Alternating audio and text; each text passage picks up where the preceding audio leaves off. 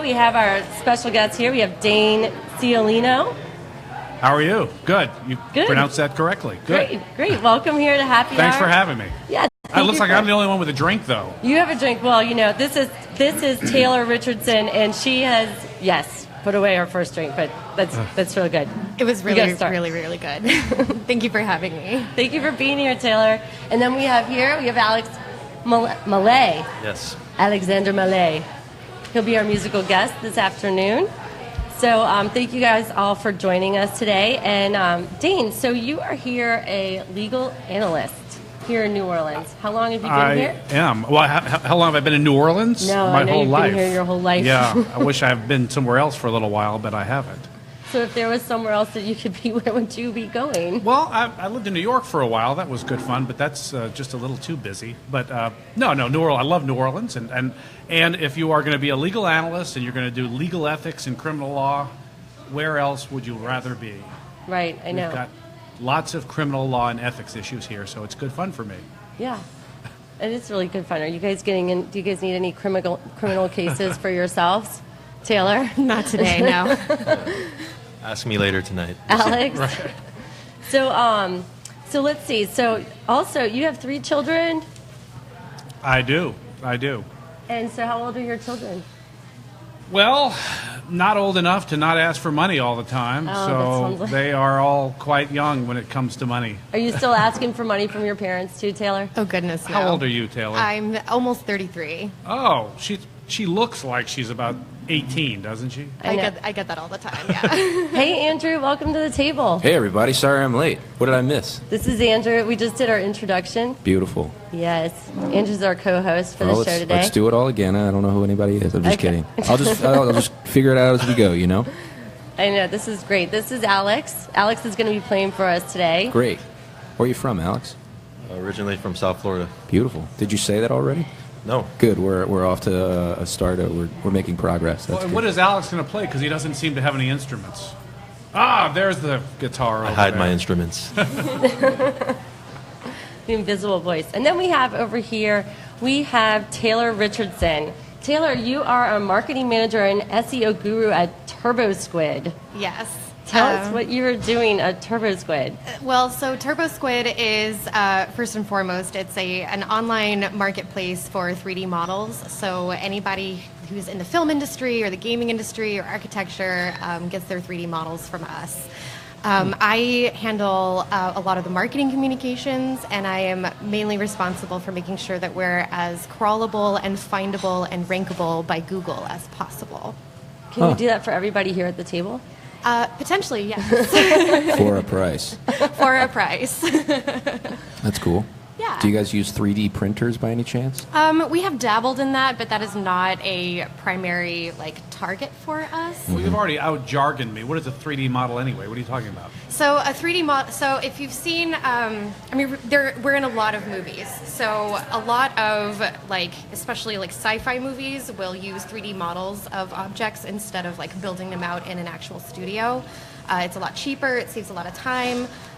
So where a lot of films would have a 3D modeler on staff, instead of doing all of that and wasting all of the hours and hours and hours while they build it, they can come to TurboSquid and buy it already built, and then they can customize it themselves. Same with the gaming industry. So everything in a game is really built virtually. So we basically sell them the files that they use in those projects. So like a flower pot or a dish or something like that is what you're talking about? Absolutely. Everything from that to spaceships to castles to dragons, all of those kinds of things. What about guitars? And guitars. We have a massive array of guitars. What percentage of the models would you say are meant to be blown up and or burnt or destroyed? Oh, we have a vast array of wrecked and or ruined 3D models. Awesome. Yeah. What about Buildings, guitars? vehicles, and guitars. Sorry. And we rank #1 on Google, so if you Google any of those keywords, you will see us as #1. And that's your doing, because you don't do any Well- of the 3D modeling. You do the Googling To be aspect. fair, they've been doing an amazing job long before I got there, but I've come on and I'm definitely supporting the cause and helping us get to 100% Well, awesomeness. and that's... This company's based in New Orleans? Yes, we And there's are. all this bad press recently that millennials and tech companies don't want to be here anymore. Do you hear that recently? It's annoying. I have heard that. But I think you guys are growing, aren't you? I I think I don't actually. I can't speak to the company and whether it's growing, but I do know that there's more tech companies moving to New Orleans. Like we got In Exile in the past year or so, and I think Gameloft is also here. So I think the industry is growing, and I think UNO just recently started offering the degree program for it. So we're definitely trying to keep our tech-minded people here at home. Instead of having them go off to other, markets Right. like San Francisco and Seattle. And how many people are doing this modeling and whatnot in New Orleans? Gosh, in New Orleans, I think they all work at Turbo Squid. But internationally, it's actually a very, very, very big artist base that we have. A lot of our main modelers come from Eastern Europe, actually. There's some very, very, very talented folks out there. What are some of these movies that you were on that you can just come off the top of your head? Oh my gosh, and I hope they forgive me if I don't know if we're allowed to. I think we're allowed to say all of them. And I know Guardians of the Galaxy is one that a recent one. Because it's out already. Yeah, right, it's out already. They yeah. did credit us. We get credits on Jeopardy all the time because they use our 3D models for like NASA questions, for instance. I think we were also in Deadpool recently. So Yeah, a little known really fact about everywhere. me is I'm kind of in the movie industry. They actually filmed a Will Ferrell movie at my house last year, 2 years ago. Will Ferrell and Mark Wahlberg. The movie was quite bad, I will say. It was called Daddy's Home. But the big part of the movie is Will Ferrell gets on top of a motorcycle and drives it right through my front door. And they did that all with, not 3D modeling, but with all the, what's the buzz term? CGI. CGI. That's it, with the CGI. CGI. So no doors were broken or skid marks left in my living room. But it so looked like good. that. And they put the house back together the They way did. that it was. They did. It was terrific. before. It was good fun. That's really good. Are you in the movie industry too, Alex? No, I'm not. No? No. But where are you playing? Where have you been playing recently? Mainly on Frenchman, and then a few other places. Maple Leaf is coming up.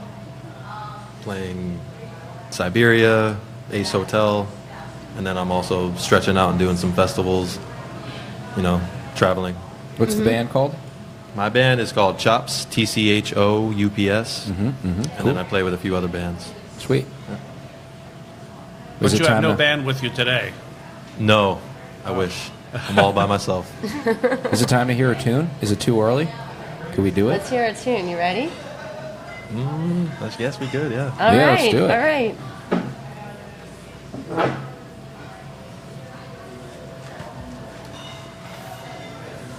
You play as well? Yeah, I play as well, yep.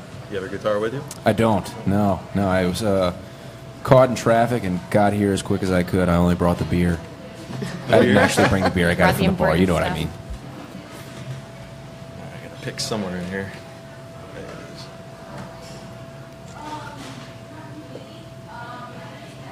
What's this one called? This is called The Road. Cool. So my whole musical career so far has been mainly playing other people's music. Sure. Playing covers, what people want to hear in bars. Yeah. And as soon as I moved here, I focused on my own music, which is really refreshing. And here's one of the songs. Mainly what I've been writing has been instrumental, but this is a lyrical song. Cool. Called The Road. And mind you, I usually have 3 other guys playing with me, everybody harmonizing. Beautiful. So, let's see what I can do.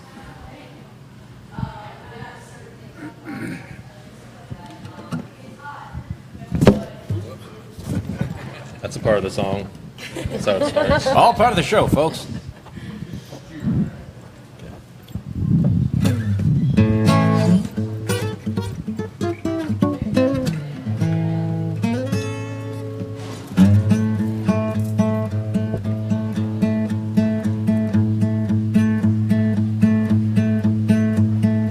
I've come too far to let it go.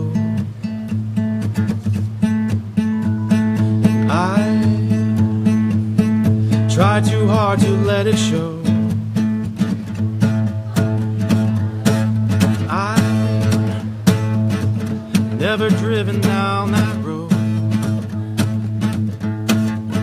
That road will take me there. That road will take me there. That road will take me there. Take me to my home.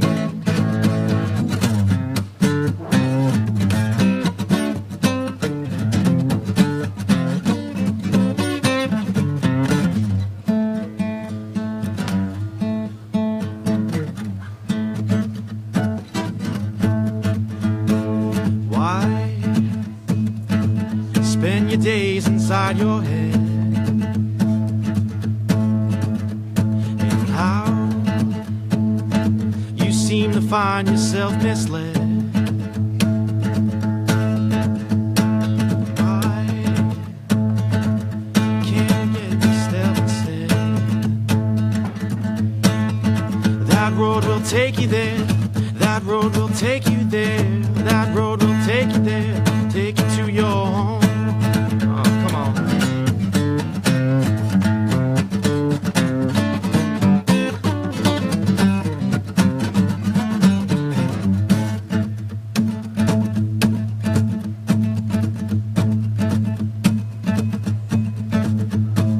We must choose this path that we create. And those who sit aside have found their fate.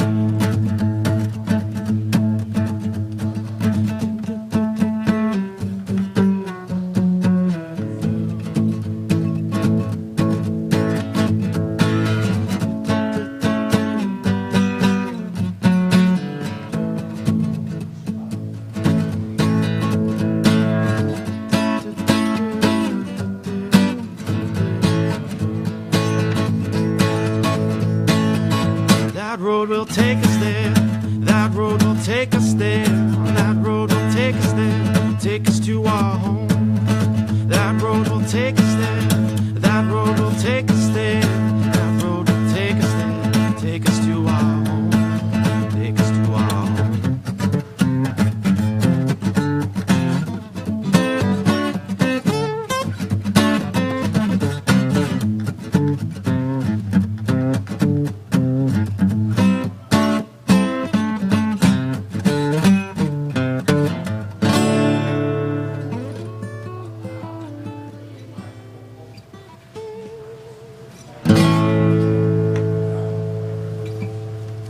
Nice, dude. Yeah, very nice.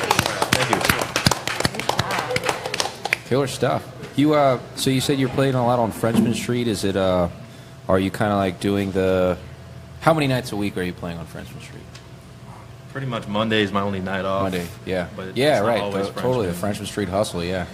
Yeah, That's killer. The bands I'm playing with there, mainly Jamie St. Pierre. Oh, yeah, yeah. And the Honey Creepers. Yep. And Revival. Okay, yeah. And Dana Abbott. Uh-huh. I know Dana. Great And, pipes. Yeah, I'm playing with Sam Price and the True Believers. That's cool, man. So you play guitar for these bands? Yes. That's killer, man. Awesome stuff. Yeah, I'm loving it here. Are you playing tonight? Tonight I'm playing at Cafe Instable, which I've never been to. That's with Sam Price and True Believers, and that's for a Harvey benefit. Oh, cool. Very cool. And what Istanbul's a nice spot. time- Yeah, it is. What time are you playing? We go on at 6:40.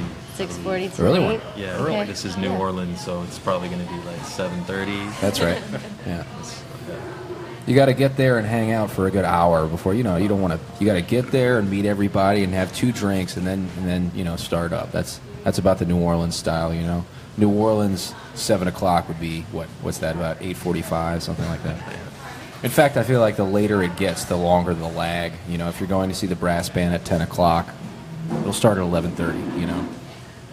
The last time I was at Cafe Istanbul was for a moth storytelling. Yeah. Have you ever been there for that? I have, yeah, I love that. I mean, that is Love that deal. absolutely outstanding. With Truly. I wish they would do that more often in New I agree. Orleans. Are you familiar with the Bring Your Own event? No, what is that? Similar deal. I think their only difference is they're doing it at different locations each time, and they're also screening the stories. So they're kind of, I suppose already getting their all-star cast together of stories. So similar, and I guess the only thing you're losing is, you'll get some duds, but There's God always love 'em. duds, Yeah. right? But I made my trial advocacy class go. So That's cool. me and my whole class, 15 students or so, we all went to Cafe Istanbul. Yeah. And I was hoping one of them was going to get.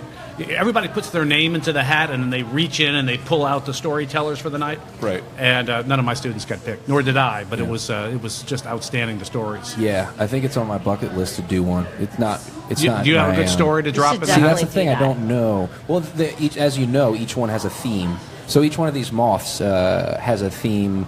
going in, and everybody knows what the theme going in is. So let's say it's something like, I remember one was Fathers. Lost Love, yeah, or okay, sure. something like that. Lost Love. Right. So, people are thinking in their head, oh, do I have an interesting story about a lost love?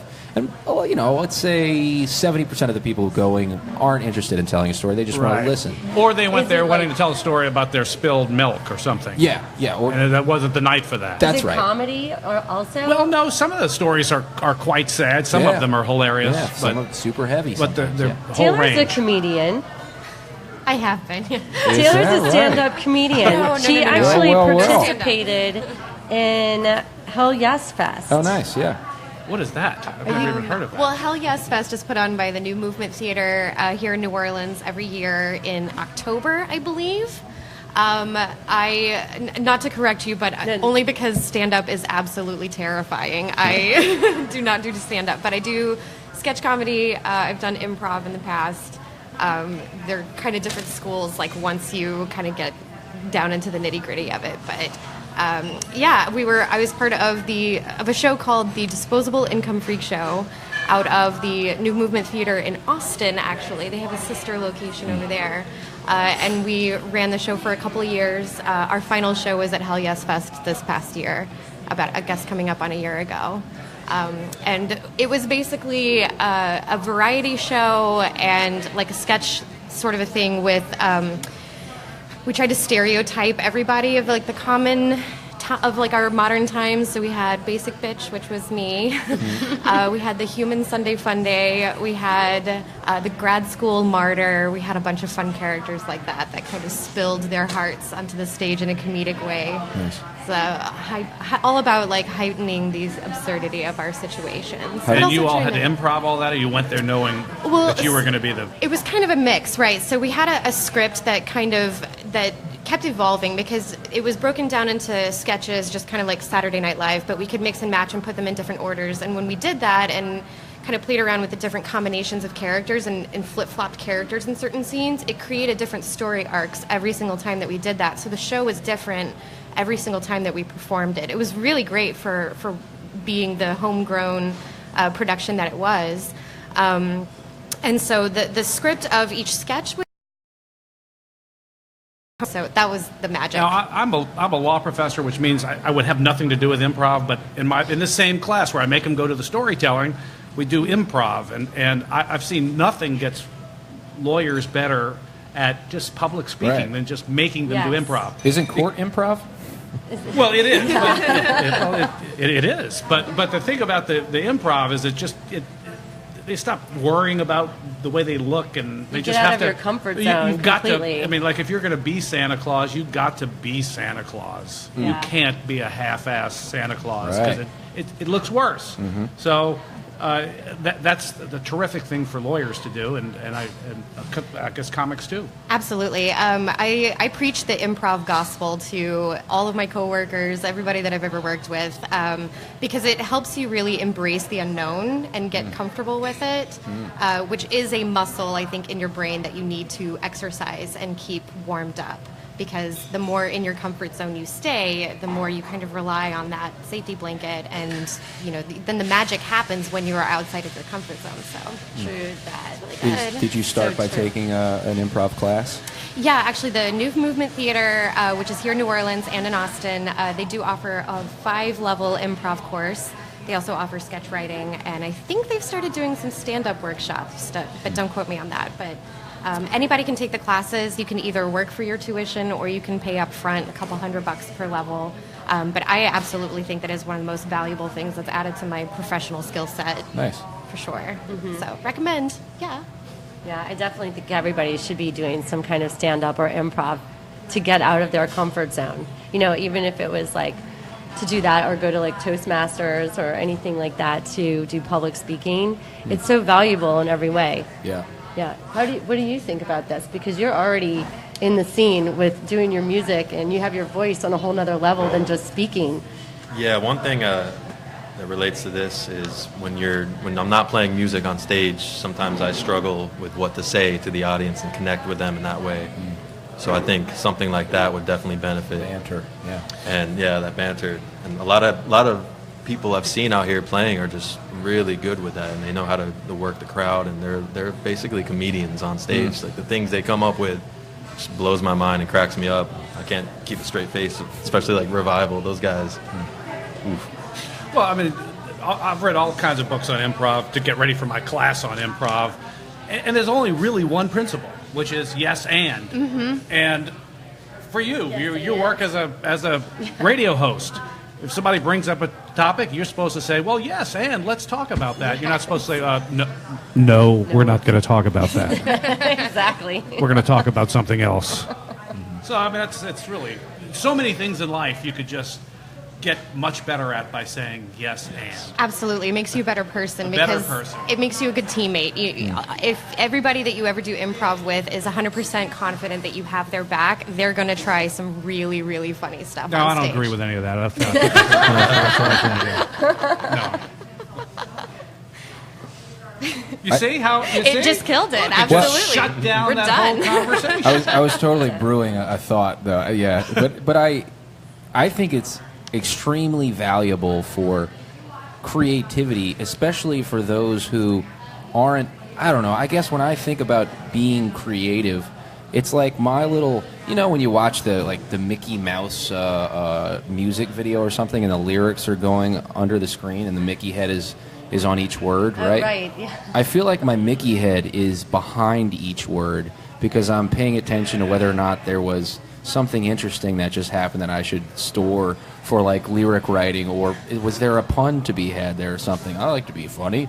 But it's like improv, it's like your Mickey Mouse head is moving forward, and in a way that it's not considering any of your ideas sacred. It's almost like yes and is a tool to not try to steer it a certain way with your own ideas. Let your ideas be forward moving and destroy anything that it does. If it doesn't go that way, you go this way, forward and kind of, I don't know. Maybe I need to take a class to figure it out. But No, you're absolutely onto something. I think it's letting go of your ideas as sacred and letting them contribute to and blend with other people's ideas and being willing to follow that wherever it goes.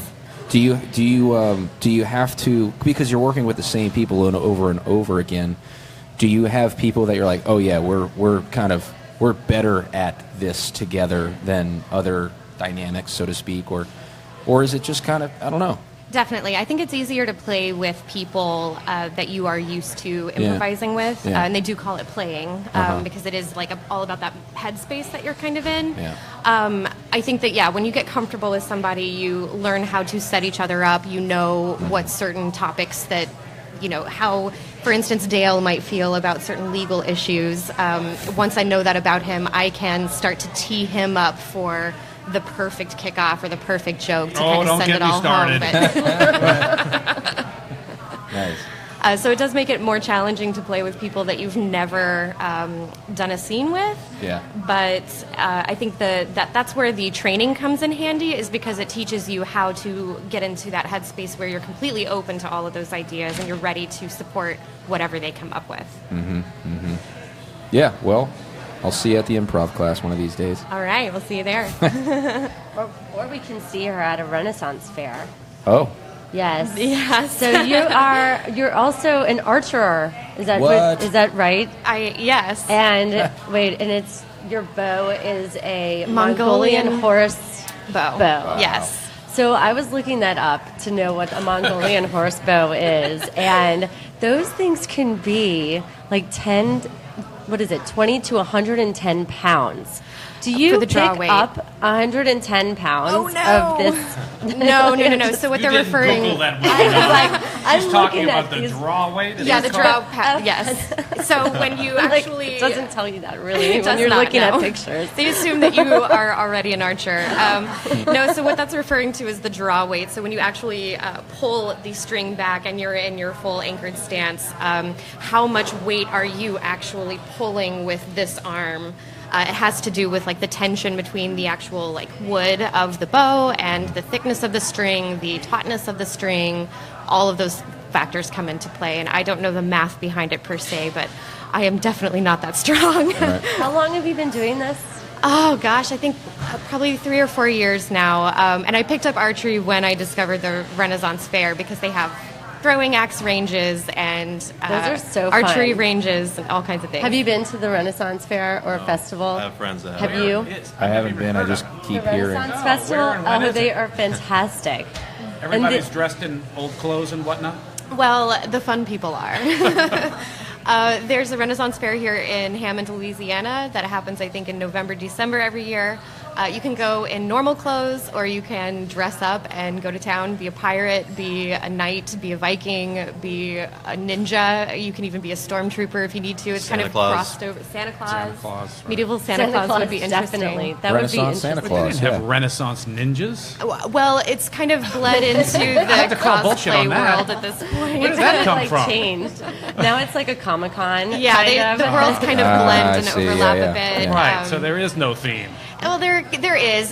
You get into the subcultures at that point where you've got the hardcore Rennies that have made their armor by hand, Purists, yeah. or they've spent insane amounts of money on it, and then you've got the Comic-Con people or the cosplay people who have kind of like discovered Ren Fair recently, and they want to bring their nerd culture over there. And I mean, Cosplay is costume play? yes, Ah. yes. So Yeah. people Are you who hearing? like. Yeah. lingo, Ren you know? Fair, did you say? Ren Yes, Fair? Okay. Renaissance Fair. That's what Taylor- the hipsters The do. Ren dress up, Fair? The Ren Oh, Fair. yes. It's the Taylor, Ren is Fair. there an outfit that goes along with the Mongolian horse bow? I never wear the same outfit twice to fair. Ah. If that answers your question. To fair. You guys going to fair? I like. There's so Twice many a little year. abbreviations that the hip know, folks know. You're all welcome to join us. We camp for the entire weekend, so we don't go completely rustic. We call it glamping. I bring like my Glamping. down comforter and my feather pillows, that. and I set up Glamping. a gypsy tent, and everything is beautiful and lovely. And you wear chainmail and leather armor, Sick. and I What's your draw definitely weight? have chainmail.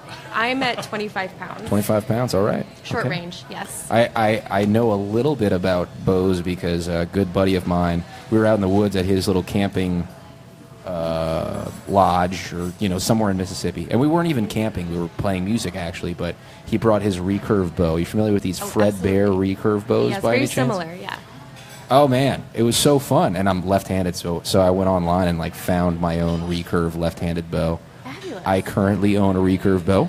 I have... What is the recurve bow? Yeah, it's Because you- just, I suppose the recurve, I'm guessing by assumption here, rather than being kind of a C shape, it's got curves on each of the limbs, right? So Got it's it. just It's a like little. the curly brackets. That's right, Absolutely. yeah.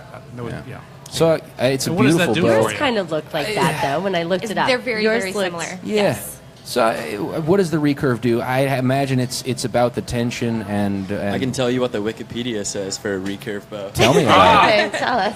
Well, a recurve bow stores more energy and delivers energy more efficiently than the equivalent straight-limbed bow. And there it is. Yeah, that makes sense. I would guess it means that when you're drawing, you wouldn't have to draw as far to get that 25 pounds on a recurve bow than you would on just a C-shaped bow. I Right. would I've guess. never actually shot a C-shaped bow. I started on a recurve, and then I went to the Mongolian horse. They're almost identical.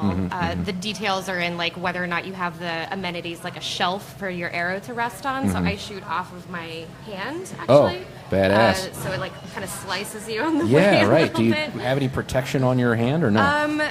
Not on this hand. I do on this hand. Damn. The- So what? You just kind of like If you get sliced up a little bit, that's just kind of part of it. badass. So do you actually shoot the horse bow off of a horse? That is traditionally how it was shot. Yes. But you're not doing that at the I Ren do not Fair. own a horse currently. No.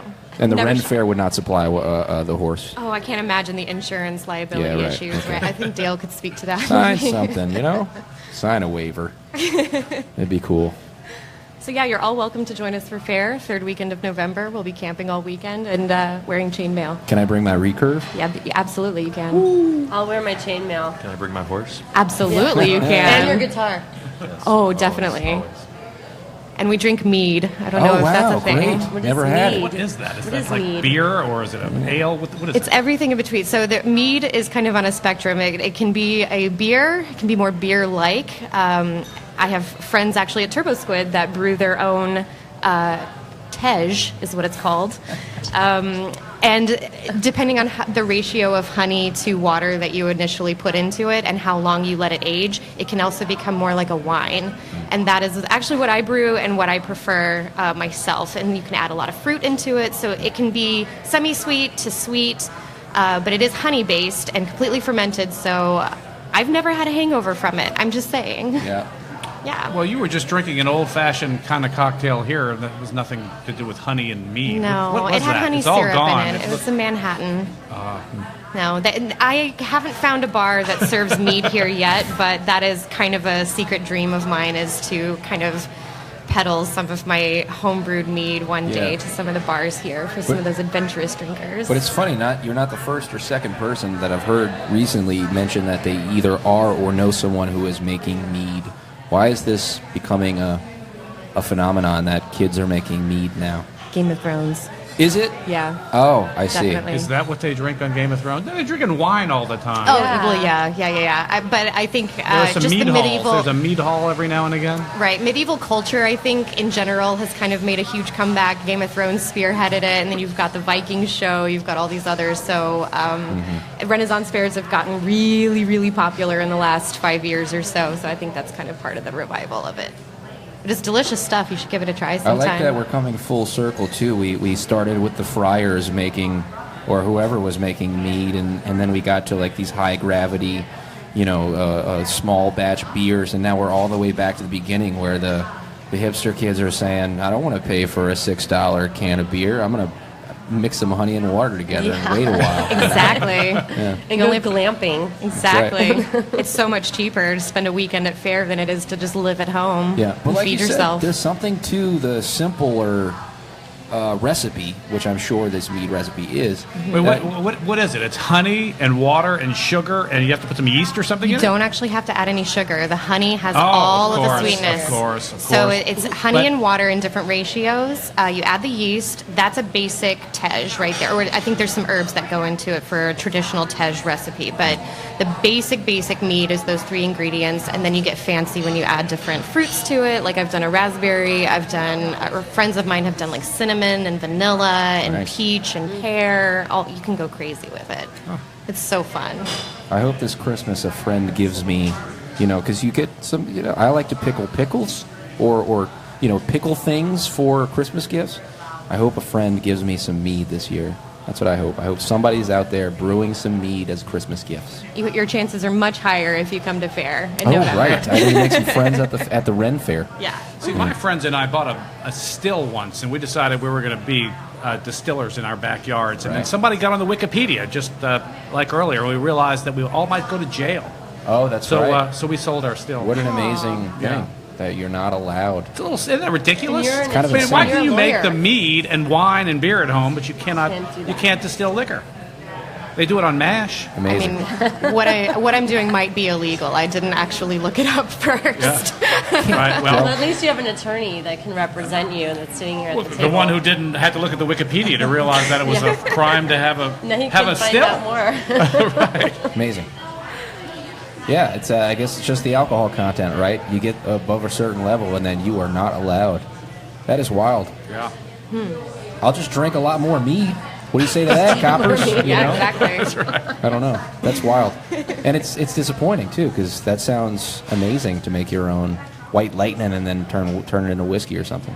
Well, for the mead, it sounds like you don't need any kind of fancy equipment. You can make it in a bucket. Basically, That's right, you just yeah. need a big stock pot and some carboys, like some glass carboys, to store it in while it ferments, and then Glass you bottle who? it. Carboys. So they're like giant glass jugs with like a little Oh, yeah. neck up top, and that's what you kind of age yours. So you can Learn do all like kinds 5, of 6 lingo here gallons. today. I know, Thanks right? for having me to learn all this lingo. I didn't have a carboy. I just mixed it in my bathtub. I haven't showered in months. It just reminds me of the recipe of kombucha. You know, like very similar to that. Yeah. But they have this thing called a SCOBY that goes inside, and it's a bacteria that continues to grow. Have you made kombucha? Oh Your no, own but kombucha? we This movement is that more makers will actually be able to, like, that there will be more demand for homemade goods, whether that's booze, whether that's clothing or art, or music, especially. yeah. But then So are you making your own clothes? Are you crocheting your own clothes? I don't do did see you garments crochet. as much, but I do. I have been crocheting for about 10 years. That was something I picked up in Texas. I have gone 3D with it. I have even recently dabbled in trying to crochet certain math equations, because that's a thing.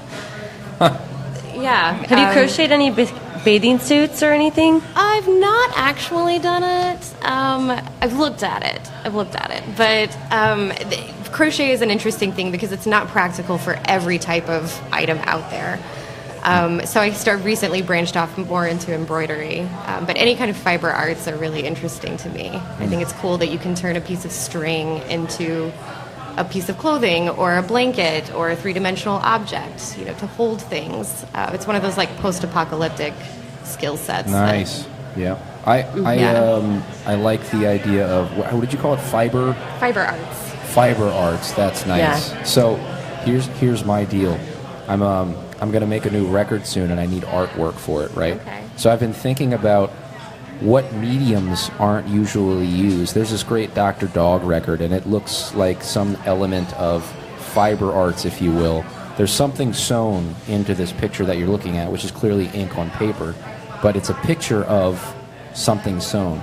Okay. And I like this idea of using something else besides Photoshop or even just a good camera to capture what we all know to be like album artwork. We've seen millions of album covers, right? But rarely do we see anything that isn't a photograph, a drawing, or Photoshop, or some sort of graphic design. I like the idea that you could use some other medium. Nobody take this idea. I'm not talking. Never mind. Let's forget about this. Everybody forget. Never mind. Let's move on. We'll talk I got a afterwards. record What'd you coming guys out eat? too. Yeah, no. What'd you guys eat for dinner? Nothing. Let's talk about something else. Do you need some album work? When is your record coming out? I wish I didn't say that because now. Now you're the on the pressure's spot. on. Now you're on the spot. Now I gotta We're all do buying it. It's maybe about 2 months from now it'll be ready. Good. We'll hold you accountable for that. Is this your first original music record? Would you say? Yeah. Nice, man. Yeah, it is. Do you have a name for it? No, not yet. We're still working on that. Maybe we'll find it today. Thinking about calling it 721, which is the address of the house that I lived in when I wrote the songs. What's the name of the street? 6th Street. It's off of 6th Chapatoulas. Street. Between Chapatoulas and Magazine. Shop Tools and Magazine. 6th Street. 6th Street. Okay. Just thinking. Just brainstorming here. Are you recording in a studio or at home? A little hybrid of both. Okay. Yeah. Which studio did you use? It's all home studios. Okay, cool. Yeah. It's a good way to do it. Do it yourself these days, y'all. Spotify, Yeah. Pandora, they're all For now. taking Yeah. money, so you might as well. How do you deal with all the background noise? Because I know a few good other people around town that do recording stuff, and they have an issue with soundproofing. Yeah, sometimes I embrace it. I like it. Oh. It kind of adds that ambience and fills up the space, Sometimes I don't like that really dry, polished up, empty sound. But sometimes I do, so it depends on the song, I think. I think that's right. I think the general human listener isn't turned off by that sort of thing. Whatever that word, authenticity or whatever that is.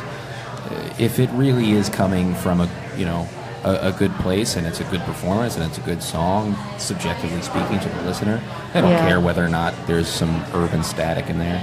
Well, right now we've got Yeah. lots of urban static behind us. That's right. Are you going to do another song, or is he going to? Yeah. Got You another get to one do for it us? as That's the Yeah. only song I know. Oh, well, there it was. It was excellent. The show's It's going to be tough. a good album. Yep. You ready to play? I could. That's the only lyrical tune I have ready. Right on. Okay. That's mine, How but I about could an sing instrumental? someone else's Or song. Yeah, that sounds yeah. great. Yeah, this is an old song from John Lee Hooker Oh, sick. that the Allman Brothers redid. All right. Now I redid.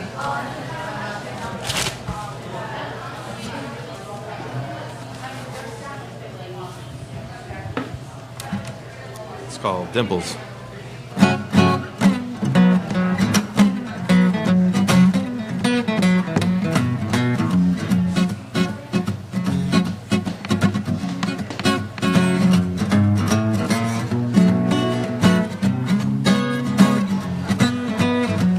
I see you every day Oh, I see you every day. I see you every day. You're my babe. I got my eyes on you. I love the way you walk. I love the way you walk. I love the way you talk. You're my babe. I got my eyes on you.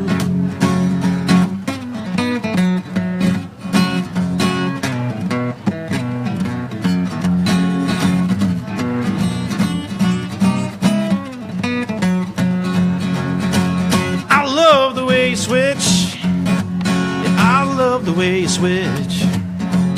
I love the way you switch. You're my babe. I got my eyes on you. You got dimples on your jaw.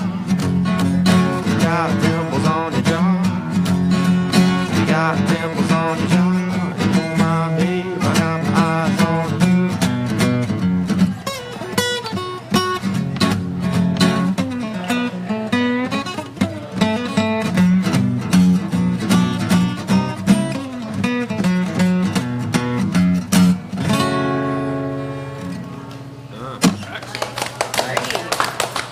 Thank you. Killer. So what I imagine if you're playing these Frenchman Street gigs, a lot of them can be long-winded, and there's a lot of time to fill up. So where do you lean when it comes to the cover elements? Do you have certain artists that you gravitate toward? The Frenchman scene, I'm pretty much playing other people's tunes. Oh, I see. Just guitars for other people. I see. Yeah, but it's cool compared to what I'm used to in South Florida, where you play a lot of songs short, just the way they were recorded, the way that everyone wants to hear them. Here, the bands know how to stretch songs out and really throw dynamics in there, and especially when people are taking solos, they really highlight the player, which I'm sure you know of, and they start off really slow and build it up. Yeah, that's awesome. So this upcoming album, this will be kind of your first foray into kind of going it alone or trying your own project. Obviously, it's your first recording, but you're not playing live so much with that project. Is that right? Yeah, we do about once a month. Once a month. Yeah, Cool. I'm not trying to oversaturate too much, and have people, they're always there. But our next gig is going to be at Bank Street Bar, October 7th, Saturday. Killer. And then you're doing a tour, aren't you? Are you doing your first tour through Florida? We already finished. That was with Sam Price and the True Believers. We did a 6-stop tour from Pensacola down to the Keys and then back up. Nice. Where'd you play in the Keys? Green Parrot. Oh yeah, that's the spot. Did you play there too? Yeah, when we saw the hurricane coming, that was, we're just rooting for John and the Green Parrot and just hoping that it would be okay. How did they make out? Did you go look? Yeah, and see? I hadn't emailed him to check in. I'm sure he's got a lot of things going on, but I checked their Facebook pretty religiously to see, But Facebook had nothing but positive things, They said they were waiting for power to get back on, but, it was all in the up and up. We're all good. Everybody who stayed is good, and we're looking forward to getting back to business next week, I think was the word last week. So, I'm pumped for them, and I'm selfishly pumped because we have a gig there in December that I'm glad to see that will likely stay on.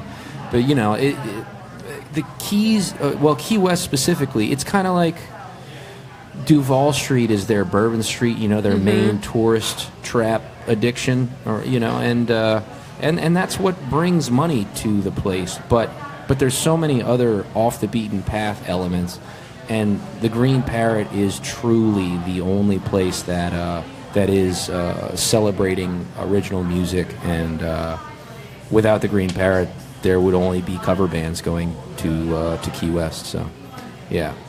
Who's your band? Who do you play with? My name's Andrew Duhon, and I just go under my name, songwriter, sort of thing. Yeah. You guys playing anywhere local? Yeah, we'll be at DBA tomorrow night, Thursday. Can't remember the date. It's a podcast. Who cares? It's probably already passed. But yeah, The tomorrow. 21st. That's right. 21st. What time? 10 o'clock. Come on out. I'm with Revival till 10. All right, Cafe dude. Grill, Yeah, come on. so- Oh, you're right I'll put down you the on the street. list. Come on by, dude. I'll be And there. Andrew, you're not going to play anything for us? I mean, you could borrow his guitar. It's sitting right there. Well, that's presumptuous. Can I borrow You the said you're guitar? left-handed. Oh no, well that's true. But the thing is, I played baseball and golf left-handed as a kid, and I hated going to the pro shop and just looking at a wall of gloves and knowing that I could use 2 of them. You know, so when it came to guitars and seeing all these beautiful guitars on the walls at music stores, I just asked some guy who worked at the music shop, dude, do I really need to play a left-handed guitar? And he's like, oh. No, man, you could just do the right-handed thing. And that's what I did. Yeah. And honestly, I mean, the dexterity, you know, my left hand is the one that's fretting the guitar, right? And my right hand is strumming, and I like finger-picking more. But yeah, I think it gave me a little bit of a leg up to start, because the hard stuff is fretting some of the bar chords, that left-hand stuff. And you know, I'm left-handed also. No kidding, yeah. I write with my left hand, but I play righty. My dad wouldn't let me learn lefties. Like, smart. Someday you're not going to have a guitar. That's Someone's right. going to have a righty, and you won't be able to play with. Case in point. Which means you can play his righty guitar. This is true, if he doesn't mind. Yeah, I do not mind. This is actually a friend's that I'm borrowing. Yeah. I restrung mine on the way here, and it broke one of the pegs, so I had to borrow this. Well, to whoever your friend is, thanks for letting us borrow your guitar. Thanks, Miguel.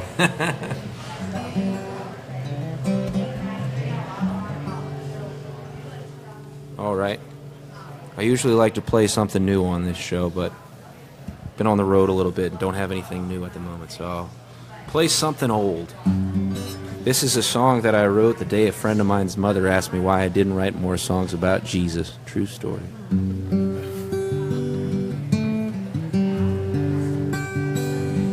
She was the prettiest thing that they had ever seen, in a small town run on guide and gasoline. Well, they marveled at her green eyes and her curls, but in any other town she'd be just another beautiful girl.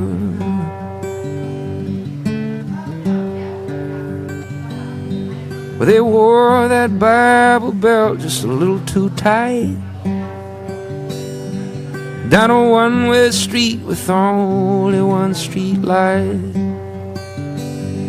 So to take it right, you had to go the wrong way first. Lord, in any other town she'd be just another beautiful girl. She got a car with a boy, got a car with a cigarette. Yeah, Jesus might forgive you, but the preacher's never gonna forget. Yeah, well, she was everybody's gossip. Everybody prayed for her. Lord, in any other town she'd be just another beautiful girl.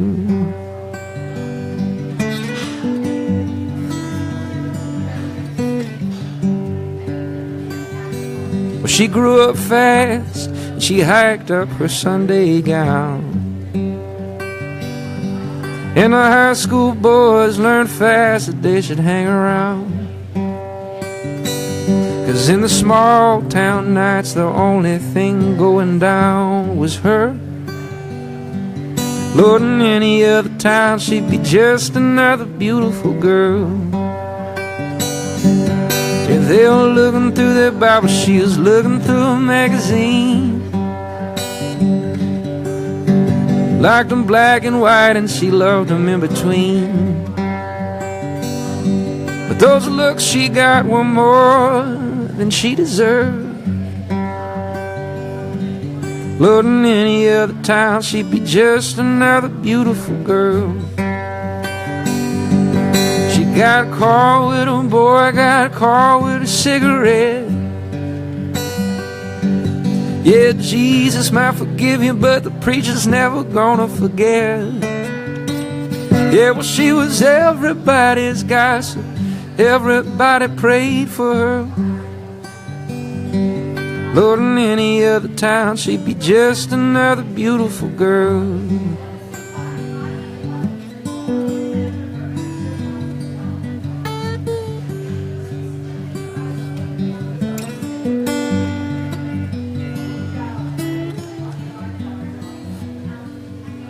She took the hand of a black boy and they ran away.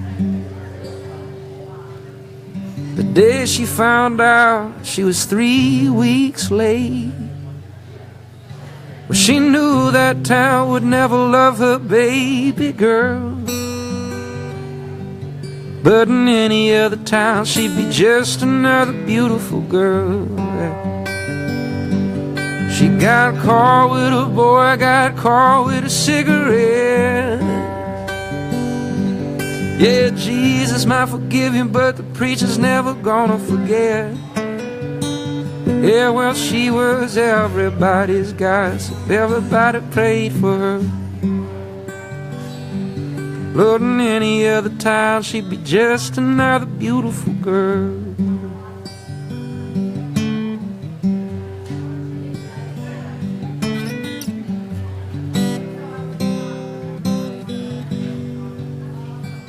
That girl was born, prettiest thing her mother'd ever seen. In a busy hospital, on a busy street. Should have seen her hazel eyes, brown skin and curls.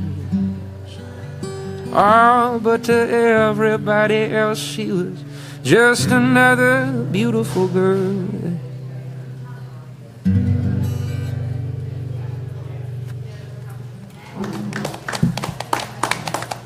Thanks, y'all. Really good.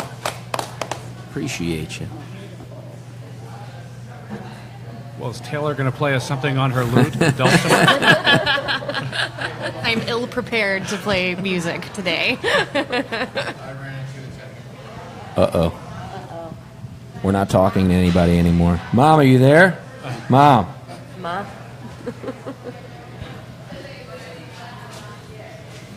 Can they still hear us, or they can? Is it the devastating kind of technical problem, or is it like the... I don't know, because that was beautiful. You had Thanks. such great talent on the show today. Wow. Yeah, I know. I love it. Everybody has something remarkable to bring to the table here. But at the rest of the tables in this restaurant, just a bunch of phonies. Yeah. So in background sound, just so we can have that authenticity behind us, right? That we're really in a bar. Right. We're not in some cold, sterile recording studio somewhere with soundproof walls. Do you do your own comedy too, or just improv? Well, so lately, actually, I haven't done a whole lot. I've been really focused on kind of redigging my roots here in New Orleans. So I would say sketch comedy is probably like my happy place. I love taking someone else's words and bringing them to life. So I'm not much an of a writer. example. Oh my gosh. How does that, like, do you know? Oh, no, it sounds like acting, right? Like Right, comedy yeah, acting. it's acting more. It's more on the acting side of things for sure. But you were asking her whether she does her own comedy. What is that? Like make herself laugh at home? I do that, yeah. Do you make yourself laugh? Do you make yourself laugh? I try to make my cat laugh. It never works. That's the best audience. She likes my singing, though. Yeah. Nice. Oh, thank you. was so No, thank you. Thank you. That was really nice. Thanks, everybody. That was wonderful. Will you be playing that song tomorrow night? I will, yeah. Yeah, that's one of my favorites, actually. I play that at most shows, yeah. Yeah. Unlike most of my other songs. No, I'm Now, do you always pretending do now. it just solo guitar? Do you ever do No, it? I got a trio. It's a upright bass and a small cocktail drum kit. Oh, yeah. nice. So, yeah, kind of the standard three-piece band. Yeah. There's not too many of those around here. Really. You think?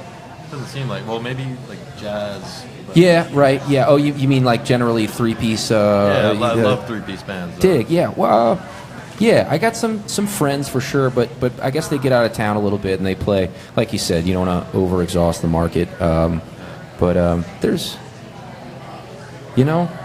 maybe you're right. Come to think, I mean, I have songwriter friends who do the three-piece, but not all the time. They might be like four-piece or five-piece quite a bit. I'm still looking for the right key player to make it a four-piece. But then again, stay small, keep it all. You know what I mean? I have kind of a question about like being a musician in New Orleans. Do you find that it's extra tough for you not playing stereotypical New Orleans music, or do you find that there's a demand for some diversity there? Good question. It's a little bit of both. Sometimes you just got to learn what they want you to learn, and there's a lot of New Orleans-based music that I'm playing that I had to learn since moving here. And I love learning new stuff, and it's already rubbing off in my playing. So I think Frenchman Street has been the epicenter of New Orleans creativity for a long time, and maybe I'm being generous today because since Katrina, there is certainly this fervor of the tourists to find the most authentic thing, and that led them to Frenchman Street. But I think it's led Frenchman Street to become more touristy, is the best way I can put it. And so I'll give you DBA as an example. I know that tomorrow night we'll sell a good amount of tickets because there will be people who have never heard of us who are just going to show up and see the show.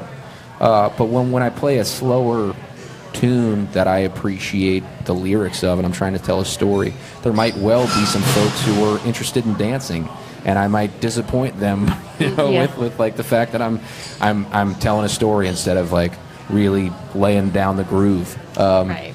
So yeah, maybe there's a challenge there in not fitting the postcard mold, but there's also a nice element of being from this place that seems to, by osmosis at least, give to its creatives. People who create here inevitably gain something from this place. They're not just painters or artists in this city. The city inspires them for sure, and so in that way, when you head out of town, and go across the pond or something, and you put a flyer in a pub that says New Orleans songwriter, people are intrigued by that. So you can certainly reap the rewards of being from this place in that way. So. Do you think people still have the same effect on attorneys? People what now? They have the same questions for attorneys, if they have that pot. Oh, jeez. You mean, do you not work on DUI cases in New Orleans? Is that weird?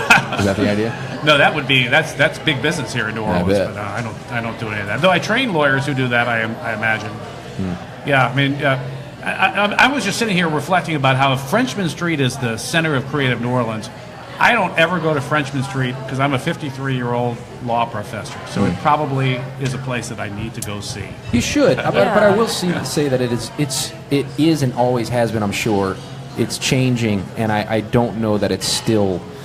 There's so many interesting things happening in the Marigny and the Bywater and even the Ninth Ward further on. There's a lot of the finger of the pulse. I think if you listen to WWOZ and some of the events that someone pops in to promote on there's a lot of interesting things going on, and I don't know that Frenchman Street is quite the yield of what it used to be. I think there's a lot of people capitalizing on the tourist dollar down there a little bit more than epicenter of creativity, so to speak. Well, both of you guys there, it must be a good place. Right on. Thanks for that. Absolutely. There is definitely always something going on in New Orleans and down in Frenchman Street, so you could get out of the house, you can go see some comedy or play archery, and get down to DBA this week and go hear Alex and hear Andrew as well, so we can all get out of the house and do that. Let's give a shout out to our sponsors today.